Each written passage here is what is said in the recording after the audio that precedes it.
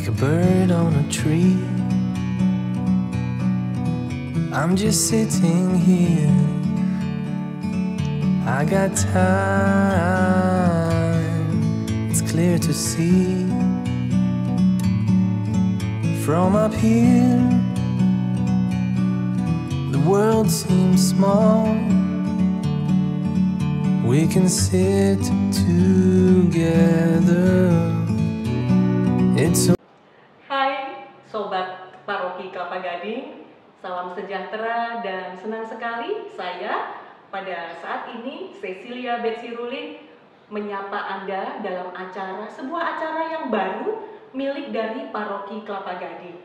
Apa itu acaranya? Judulnya adalah Kongko bareng Bang Yakob dan Koko Andre. Sebenarnya lucu juga ya, Bang Yakob dan juga Koko Andre. Sebenarnya apa sih makna dari acara ini dan juga siapa tokoh di balik itu? Sekarang kita akan ulik bersama karena saya sedang bersama-sama dengan kedua orang Romo yang tentunya sudah tidak asing lagi bagi kita umat Paroki Kelapa Gading. Yang pertama dulu. Ya. Gak usah dikenalin dulu ya, mau? Atau Ya. langsung? Ya terserah. Udah pada kenal belum sama saya? Pastinya sudah gak asing lagi dong sama Romo ya. Jadi beliau adalah Romo Aloysius Hadi Nugroho, gitu ya. Beliau sudah cukup lama di paroki kita dan tentunya juga memang sudah gak asing bagi kita karena biasanya khotbahnya nih dilakukan dengan cara yang gak asing buat kita, tapi mungkin kalau misalnya yang buat romo-romo yang lain nggak biasa juga karena biasanya duduk ya. Iya. Seperti umat yang lain katanya duduk begitu ya Mo ya. Iya betul.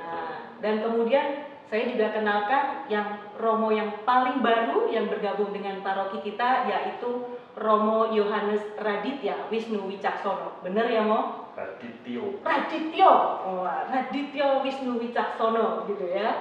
Nah Romo Wisnu panggilannya Romo Inung. Beliau sekarang ini menjabat sebagai Ketua Komisi Panggilan Keuskupan Agung Jakarta.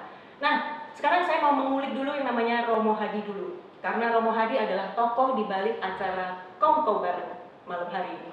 Silakan, sebenarnya apa sih Mo maksud dari Kongko bareng Bang Yakob dan Koko Andre ini sebenarnya? Waktu itu pemikiran saya cuma begini. Biasanya saya didatangi sama umat. Oke. Ya, orang pada datang ke gereja lalu kita misa gitu kan. Lalu tiba-tiba kami kesepian karena gereja kosong. Lalu akhirnya dari kesepian itu saya pikir terus kita kan bikin yang namanya misa live streaming. Nah, lalu kita datang ke rumah-rumah mereka lewat live streaming, sehingga dengan demikian wow, kalau begitu kita bisa bukannya dengan ekaristi tetapi dengan cara yang lain kita datang ke rumah-rumah mereka supaya apa? Supaya mereka tidak merasa ditinggalkan, supaya mereka tidak merasa kesepian, tetap disapa gitu ya? Betul.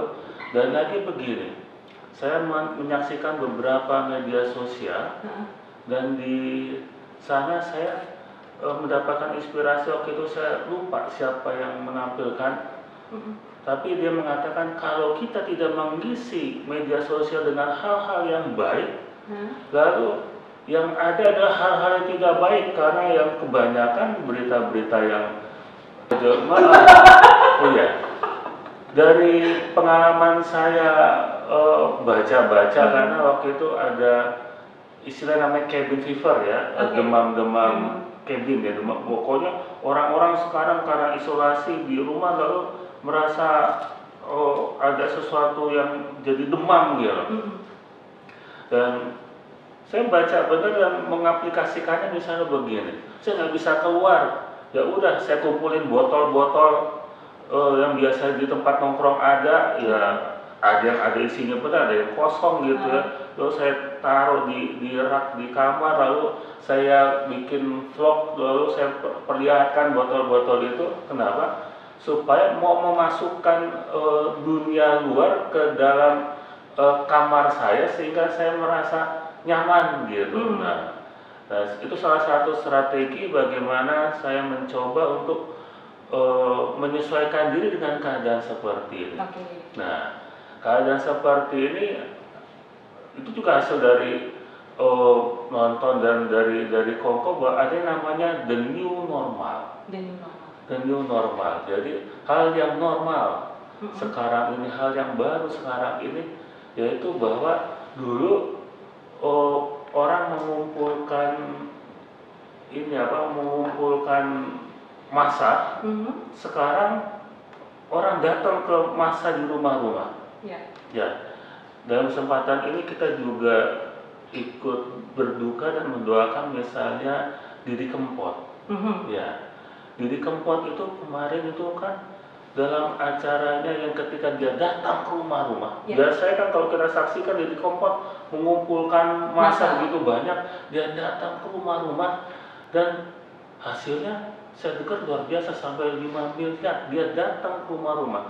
Itu kan sekarang the new normal ya, sesuatu hal yang baru ya. Orang sekarang mengadakan acara-acara terus kemudian dari situ dia cuma di rumah tapi bisa melalui teknologi. Nah, dan saya rasa itu yang saya ingin tawarkan, saya ajak supaya umat di Paroki Yakobus ini, sahabat-sahabat ini kemudian bisa ikut juga dengan the new normal ini. Ayo, mari kita jangan sampai diam-diam saja, kalah oleh keadaan, diam lalu kemudian ke bawah arus. Ini ada arus sekarang. Bagaimana arus itu nanti kita, kalau orang bermain selancar mungkin kita di atas arus itu. Jadi kita tidak dikendalikan arus, tapi kita bisa mengendalikan. Betul. Atau seperti nelayan juga kan begitu. Nelayan itu kan dia memanfaatkan angin. Dia mau kemana? Dia memanfaatkan angin. Nah seperti itu. Lalu sekarang saya merasa mendapatkan itu semua dari percakapan dari Kongko, entah itu Kongko secara imajinatif dengan buku-buku yang saya baca atau saya saksikan, tapi juga dengan Kongko seperti ini, saya merasa ini dibutuhkan supaya saya mendapatkan inspirasi baru. Dan dengan Kongko seperti ini, siapa tahu yang menyaksikan kita juga mendapatkan inspirasi baru gitu.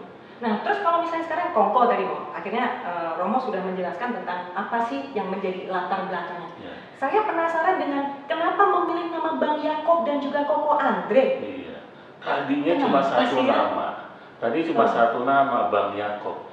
Tapi nanti ada ketidakadilan, karena kita kan ada dua tempat bisa gitu.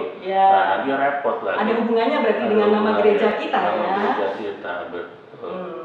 Si Bang Yakob yang ada di sana, Gereja Yakobus, dan kemudian Koko Andre, Gereja Andreas Kim Taegon. Kebetulan kita pada hari ini kita tappingnya di lokasi pastoran gereja Kim Taegon ya, Andreas Kim Taegon. Nah, jadi kalau tadi disampaikan oleh Romo Hadi tentang latar belakang dari acara Kongko bareng Bang Yakob dan juga Koko Andre. Sekarang saya mau ke Romo Wisnu. Romo Wisnu sebagai Ketua Komisi Panggilan Keuskupan Agung Jakarta. Bagaimana Romo kalau misalnya tadi disampaikan oleh Romo Hadi tentang kondisi saat ini, teknologi yang sungguh luar biasa. Padahal sekarang kita ini sebagai awam taunya kalau namanya ke gereja merayakan Ekaristi itu berarti secara fisik kita menerima hosti. Nah sekarang ini kan kita dengan tadi disampaikan live streaming, kemudian Romo juga menyapa melalui teknologi dan sebagainya. Nah menurut Romo sendiri, apalagi kalau misalnya dilihat nih kayaknya golongannya termasuk golongan milenial kan Romo ini. Kalau Romo Hadi paling milenial, Romo paling milenial di Kelapa Gading. Betul. Kalau Romo Hadi termasuk kolonial nggak? Apa ini mau? Kalau misalnya seperti kira-kira Romo sendiri secara usia kan juga pasti mengikuti, dan saya mengingat dulu ada tagline salah satu pesawat handphone itu mereknya yang kita tahu ya, connecting people katanya. Nah ini kan akhirnya sekarang terkonek semua melalui media teknologi ini. Seperti apa Romo Wisnu kalau menanggapi ini? Ya sebenarnya saya termasuk orang yang kalau dibilang milenial ya pasti tidak. Tapi juga kalau dibilang kolonial juga belum. kolonial ya sudah lewat dari itu gitu ya. Antara tengah-tengah antara pengguna teknologi Ya. sekaligus juga orang yang sudah mapan dalam situasi yang sudah terberi dari lahir. Ya. Mungkin ini adalah sifat dari generasi saya, Gen X. Gen X. Gen X itu pengguna teknologi tapi juga mapan terhadap apa yang sudah terberi, sehingga untuk mungkin mencoba yang baru atau mencoba sesuatu yang lebih daripada yang sudah dimiliki itu sedikit lebih sukar, tapi tidak sukar dibandingkan dengan generasi-generasi yang lain. Nah, kalau melihat tadi Romo Hadi mengatakan situasi ini melahirkan yang namanya new normal era. Buat saya yang namanya new, baru, itu pasti menimbulkan suatu tantangan. Bahkan kalau mau dikatakan secara ekstrim, sebuah krisis begitu ya. Misalnya pengantin baru, itu pasti ada krisisnya. Pas besar atau kecil pasti ada. Punya anak baru, pasti punya krisisnya juga. Masa krisis itu. Demikian juga sekarang saat ini dengan situasi yang baru, yang katanya Romo Suto itu selama dia hidup tidak pernah dia ada pengalaman misa online di rumah seperti ini. Gereja tutup, gereja kosong, gereja tidak ada kegiatan, semuanya kembali ke rumah masing-masing. Gak pernah beliau mengalami hidup yang 84 tahun seperti ini. Ini kan sesuatu yang baru juga, sehingga pasti menimbulkan yang namanya krisis. Demikian juga kalau dilihat dari sudut pandang gereja ya, pasti juga menimbulkan tantangan yang tidak mudah. Tegangan antara yang ideal dengan yang real. Yang idealnya misa itu yang idealnya tuh misa ya di gereja, menyambut sakramen, kumpul bersama, terima komuni secara langsung, berkat, penutup, pulang. Itu idealnya. Tapi yang sekarang kan untuk mencapai yang ideal itu pasti tidak mungkin, karena yang realnya, yang nyatanya sekarang keadaannya seperti ini. Maka untuk jembatani antara yang ideal dengan yang real sekarang ini ya dengan diadakannya ya misalnya ya misa-misa secara online. Walaupun ya pasti ada tantangannya tersendiri. Positifnya adalah seperti tadi Romo Hadi mengatakan, kita hadir secara personal juga, virtual, tapi juga buat saya secara personal gitu ya, karena masing-masing orang itu langsung berhadapan langsung dengan keadaan yang ada, dan juga punya emosional attachment di sana begitu ya. Ya kalau mungkin misalnya misa biasa ya sudah gitu aja ya. Bahkan sibuk yang lain, pikirannya kemana-mana, tapi dengan misa di rumah dengan live streaming ini banyak orang yang sharing, rindu Romo, saya kangen Romo saya. Keharuan itu malah semakin ada gitu ya. Ya mungkin ada juga yang nggak diikuti juga pasti ya, tapi saya kadang-kadang malah jadi begitu Romo. Saya merasa enak juga ya bisa live streaming. Enak juga ya. Jadi ya saya merasa saya nggak usah kemana-mana misa, lalu yang ikut misa itu istilah dari seluruh dunia gitu ya. Dan saya merasa begini, salah satu hal yang membuat kedua itu kuat menurut saya adalah kalau kita dari berbagai macam tempat gitu yang menyatukan hati dalam waktu yang sama, berdua bersama gitu ya, itu kuat gitu ya. Sehingga saya merasa begini, mungkin ini krisis ya, saya nggak tahu juga, bahwa nanti kalau pandemi ini udah selesai, saya pikir masih boleh juga ya ada seperti ini ya. Tapi mungkin bukan bisa yang hari Minggu, Tapi misalnya misa arwah gitu ya. Karena saya mengalami berapa kali yang saya alami adalah misa arwah gitu ya. Yang ikut misa itu ada yang dari Amerika, dari Medan, dari mana-mana gitu ya. Ada yang dari Melbourne. Dan menyatukan hati pada saat yang sama gitu. Karena menurut saya ketika kita dalam satu waktu berdoa bersama itu sesuatu hal yang luar biasa gitu.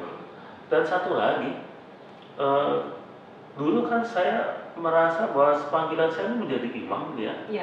Lalu sekarang karena walaupun bandel dulunya gitu ya. Tapi sekarang ketika ada keadaan seperti ini, saya lebih banyak menjadi vlogger sekarang, menjadi YouTuber sekarang. Dulu menjadi imam, sekarang panggilan saya kayaknya bergeser nih, bukan imam lagi tapi jadi YouTuber nih kayak gitu. Vlogger ya. Nah yang kayak gitu saya merasa ada krisis yang saya harus berdamai. Gimana Romo Wiso? Jadi tadi yang saya bilang tegangan antara yang ideal dengan yang real. Itu tadi ideal misa ya di gereja atau di kapel atau di sesuai dengan dogma yang selama sesuai ini dengan aturan yang ada gitu ya.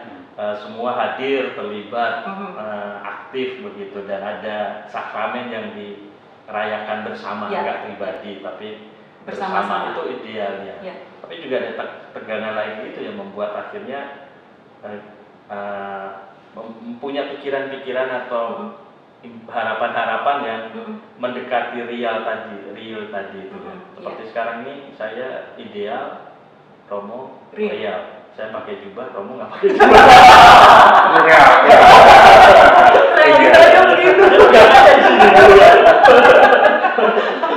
Tapi ini yang memang menjadi salah satu hal yang sangat menarik, Romo, karena kemudian wabah pandemi ini memang kalau misalnya kita bilang pasti akan ada hikmah di balik itu semua. Tuhan pasti punya rencana yang terbaik begitu ya. Kalau misalnya kita lihat sekarang dari segi usia, tadi kita ngomong tentang generasi gitu ya. Kalau saya tidak salah sekarang malah generasi yang usia 50-an sekarang akhirnya yang dulunya gaptek akhirnya sekarang pintar ya. Romo menggunakan media sosial yang kemudian mempunyai gadget, dia pasti sudah mulai akrab dengan bagaimana menggunakan aplikasi dan sebagainya gitu. Nah, atau sebaliknya sekarang kalau misalnya kembali lagi ke Romo Wisnu sebagai ketua komisi panggilan. Nah, seperti waduh langsung. Nah, seperti apa ya Romo kalau misalnya kita melihat sekarang, kan kalau anak muda nih, anak muda ini apakah kemungkinannya bisa semakin krisis nggak ya? Krisis atau kritis sebenarnya? Kalau misalnya sekarang anak muda yang mungkin dulunya kita tahu bahwa mereka sudah jarang ke gereja dan sebagainya, sekarang dimudahkan dengan live streaming. Apa malah nggak semakin terus kemudian mereka nggak ke gereja gitu Romo? Nah mungkin nanti dijawab setelah kita jeda, setelah kita lewati yang satu ini, kita akan kembali lagi. Jangan kemana-mana, sahabat Paroki Kelapa Gading, kami akan kembali lagi. Ku jalani hidup ini lewat bukit dan lembah, lewat gurun dan lautan, ku terjang badai taufan. Tak ku rasa menderita walau miskin dan hina, ku serahkan harapanku di bawah salibmu.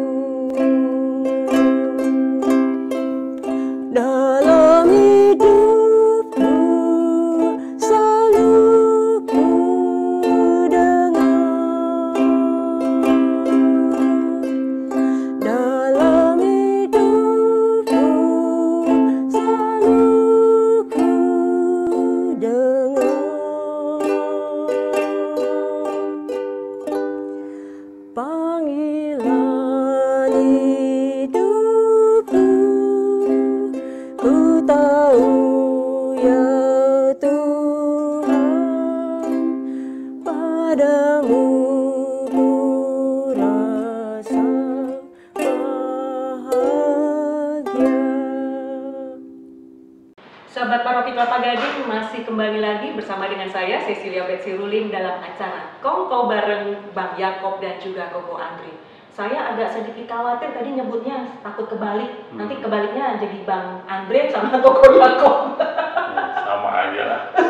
Beberapa gading sama aja. Sama aja beberapa gading. Nah, tadi saya bertanya tentang bagaimanakah yang namanya sekarang ini anak-anak muda, orang muda Katolik yang kita tahu sudah jarang ke gereja, terus kemudian sekarang dimudahkan dengan misa live streaming begitu. Nah, menurut Romo Wisnu sebagai Ketua Komisi Panggilan Keuskupan Agung Jakarta, bagaimana menanggapi hal ini? Nanti makin lama makin dikit lagi kan? Nanti kira-kira ya. Ya, memang belum ada survei yang jelas tentang hal ini ya. Survei membuktikan. Survei membuktikan apa kita belum jelas, tapi dari 2 sharing yang sampai ke saya mungkin menjadi sebuah gambaran ya. Yang pertama sharing dari seorang anak KKMK, karyawan muda Katolik yang ikut live streaming Rosario. Kami setiap Rabu malam sebenarnya KKMK Rosario seksi kepemudaan menjaga semangat mereka dengan Rosario di Zoom begitu ya. Nah, setelah Rosario dan tanya-tanya, sharing, dan mereka mengatakan, Romo, kok saya semakin tidak konsentrasi ya ikut bisa live streaming seperti itu. Konsentrasi saya tidak sefokus kalau di gereja. Dan ini kadang-kadang membuat saya juga malas untuk ikut misa live streaming gitu. Tapi karena mungkin bersama keluarganya ya dia berusaha untuk terus misa bersama di live streaming. Tapi ada satu sharing dari OMK yang lain mengatakan ini merupakan sesuatu yang baik loh, sesuatu yang terobosan yang mengena untuk anak-anak muda sehingga semakin memenuhi kerinduan anak-anak muda dengan situasi seperti ini ya, mungkin bisa secara online gitu ya. Jadi memang ada 2 tegangan itu tadi antara yang ideal dengan yang real, yang jembatannya itu masih perlu kita perhatikan bersama. Maka acara seperti ini, program seperti ini juga merupakan salah satu dari jembatan kita itu, sehingga yang merasa tidak tersapa, yang merasa jauh dari gereja dengan program-program seperti ini bisa semakin tersapa, sedangkan mereka yang rindu untuk melakukan sesuatu yang baik dengan potensi yang ada ya bisa terakomodasi.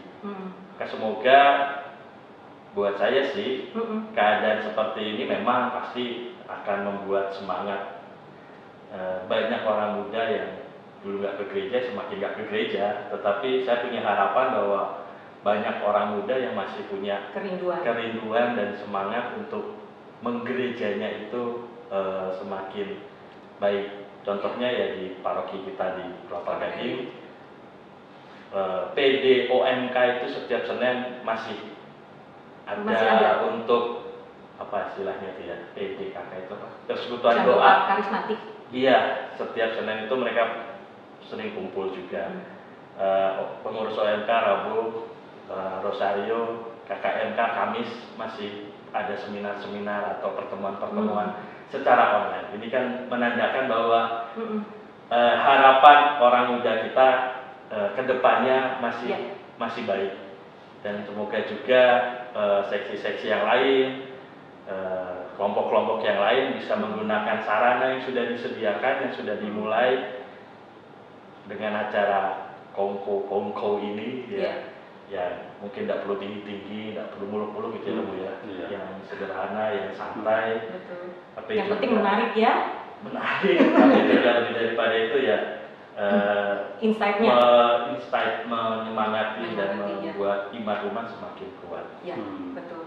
Nah, ini tentunya juga kembali lagi pada Romo Hadi sebagai pendamping dari kaderisasi di paroki kita, begitu ya Romo. Tentunya juga yang tadi disampaikan oleh Romo Wisnu, memang ada 2 kubu ya seperti kutub utara dan kutub selatan begitu ya, yang satunya real, yang satunya yang benar-benar yang ideal gitu. Nah ini tentunya ada harapan dari Romo Hadi tentang keterlibatan orang muda Katolik yang bagaimana secara kaderisasi nanti akan disiapkan. Iya, saya belajar dari pengalaman begini. Benar, memang saya senang kongko ya. Tapi ada beberapa orang yang mulainya dari kongko, dia tadinya bukan Katolik, ya. Memang ada yang Katolik di dalam keluarganya. Lalu kenapa saya bisa kenal dengan orang-orang itu? Tapi ketika kongko ngobrol gitu ya, lalu kemudian istilahnya emang mereka tukang nongkrong gitu. Saya masuk dari pintu mereka, terus mereka keluar lewat pintu saya. Akhirnya mereka minta dibaptis. Ada mereka bergaul bukan cuma dengan 1-2 romo, tapi karena kongko dengan saya akhirnya mau dibaptis. Padahal kalau saya syaratnya beda dengan romo-romo yang lain. Kalau romo yang lain kan melihat mereka ini sudah jadi aktivis sampai belum mau untuk jadi Katolik, belum mau dibaptis, sampai dia ngomong gini romo ya, kamu kalau mau hari ini saya baptis gitu. Nah ketika mereka datang kepada saya bilang kalau romo yang sana iya begitu, kalau saya belajar dulu gitu. Nah tapi maksud saya adalah ketika saya masuk lewat pintu mereka, akhirnya mereka kemudian bisa merasa ada temannya, frekuensinya sama. Dan ini bisa menurut saya ketika kita itu dengan acara seperti ini berjumpa dengan orang muda yang nggak pernah ke gereja, tetapi lihat media sosial terus mereka melihat, oh asik juga ya ternyata ini itu gitu ya, tentang pembicaraan entah itu kitab suci, entah Bunda Maria atau apa. Lalu kemudian mungkin suatu ketika mereka kan, wah ke gereja bisa juga nih, karena sudah dalam tanda kutip ketagihan dari dia dari media sosial, mungkin setapak demi setapak masuk ke sana. Lalu bicara soal kaderisasi, menurut saya kita ngobrol seperti ini kaderisasi. Supaya apa? Supaya nanti teman-teman di paroki, seksi, terus kategorial, lalu mencoba untuk mengunjungi umat, mengunjungi orang-orang sama ini mereka layani tapi nggak bisa kumpul ke gereja, nggak bisa mereka kumpulkan. Nah sekarang ada bagian dari mari kita keluar, mari kita ke rumah-rumah mereka. Menurut saya itu adalah kaderisasi. Kita memberi contoh-contoh, nggak sulit kok, mudah seperti ini aja. Kita sharing, Romo Wisnu sharing, saya sharing, lalu kemudian ada inspirasi, dan inspirasi itu membuat orang, oh saya bisa belajar, dan oh saya mau lebih dari itu. Nah itu kan bagian dari kaderisasi. Betul. Nah jadi memang itu yang tadi disampaikan oleh Romo Hadi maupun juga Romo Wisnu, bahwa walaupun pandemik wabah COVID-19 ini sekarang sedang melanda Indonesia bahkan seluruh dunia, tapi tidak berarti kemudian kita sebagai umat Katolik kemudian hanya berdiam diri saja. Dan tentunya romo-romo berdua, bahkan romo-romo semua romo di seluruh dunia, di seluruh Indonesia, yang walaupun kalau misalnya kita lihat tadi ada perbedaan antara mana yang real dan ideal, tapi tetap ingin menyapa kehidupan kita sehari-hari. Seperti yang selama ini kita doakan dalam doa komuni batin ya, bahwa secara sakramental kita tidak bisa menyambutnya, tetapi Tuhan selalu datang setiap waktu bagi kita semua. Terima kasih Romo Hadi, Romo Wisnu sudah berkenan untuk share dengan kita, berbagi, terlebih lagi karena acara ini adalah acara yang pertama kali untuk kongko bareng Bang Yakob dan Koko Andre Paroki Kelapa Gading. Saya takut kepleset aja sih. Jangan lupa saksikan kami terus setiap hari Rabu malam yang akan disiarkan secara khusus dari Paroki Kelapa Gading melalui laman-laman dan juga media sosial YouTube dan sebagainya yang dimiliki oleh Paroki Kelapa Gading, sehingga Anda jangan pernah merasa kesepian karena kita setiap hari Rabu malam akan selalu hadir untuk Anda. Saya Cecilia Betsy Rulin mohon undur diri dari hadapan Anda, dan kita akan jumpa lagi Rabu minggu depan. Salam, bye. Setiap hari ku lalui penuh syukur padamu, segalanya telah kau beri, hujan berkat melimpah,